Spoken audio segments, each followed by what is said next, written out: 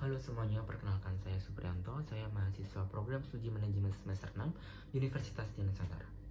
Kali ini saya akan mempresentasikan terkait mata kuliah yang diambil oleh Bapak Muhammad Eksan, yaitu Praktikum Perencanaan Pengembangan Sumber Daya Manusia. Presentasi kali ini saya akan mengambil tema terkait tentang pengembangan sumber daya manusia. Sumber daya manusia menjadi faktor utama dalam kegiatan perusahaan. Walaupun teknologi yang serba canggih, harus didukung oleh sumber daya manusia yang mempunyai kemampuan dan keahlian yang dapat mengoperasikan teknologi tersebut. Sehingga program pengembangan SDM ini sangat bermanfaat bagi organisasi. Lalu, apa saja sih manfaatnya? Nah, dengan perencanaan, rekrutmen, dan seleksi yang baik dapat memperoleh tenaga kerja yang produktif. Fungsi pengembangan staf membantu individu, kelompok, dan organisasi menjadi lebih efektif. Program insentif yang besar terbukti dapat membawa dampak positif dalam organisasi. Nah, terus lingkungan kerja yang aman dan sehat cenderung meningkatkan produktivitas para karyawannya. Hubungan pekerja manajemen yang efektif membawa hasil juga yang lebih baik bagi organisasi. Lalu, apa aja sih kegiatan pengembangan sumber daya manusia yang perlu dilakukan oleh organisasi? Lihat berikut ini.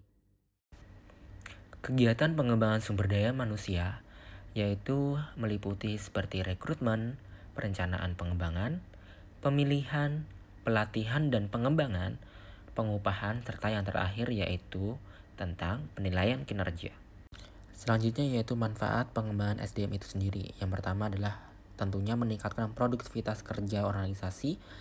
Terus yang kedua adalah meningkatkan tekad untuk mencapai sasaran yang telah ditetapkan dalam organisasi. Terus yang ketiga adalah keserahasiaan bawahan dengan atasan, adanya pendelegasian wewenang. Terus yang keempat adalah terjadinya proses pengambilan keputusan yang lebih cepat dan tepat. Terus yang terakhir adalah meningkatkan semangat kerja bagi seluruh tenaga kerja yang ada di dalam lingkungan organisasi tersebut.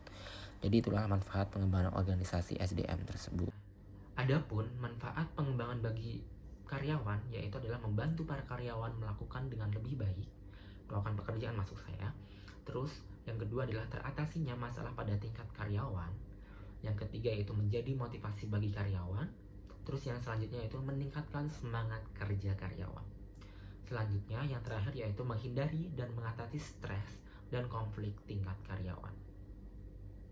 Nah, terus apa sih tujuan pengembangan SDM itu? Nah, tujuan pengembangan SDM itu yaitu mengurangi kinerja-kinerja yang buruk, meningkatkan produktivitas, meningkatkan fleksibilitas, terus meningkatkan komitmen karyawan, dan mengurangi turnover dan absensi. Seperti itu. Lalu, apa saja sih langkah-langkah pelaksanaan pelatihan atau pengembangan SDM? Yang pertama yaitu memperhatikan kebutuhan pelatihan organisasi, yang sering disebut need assessment. Terus yang kedua, menetapkan sasaran dan materi program pelatihan. Yang ketiga yaitu menetapkan metode pelatihan dan prinsip-prinsip yang perlu dipelajari dan digunakan. Terus yang terakhir yaitu adalah mengawasi dan mengevaluasi program yang telah dilakukan. Seperti itu.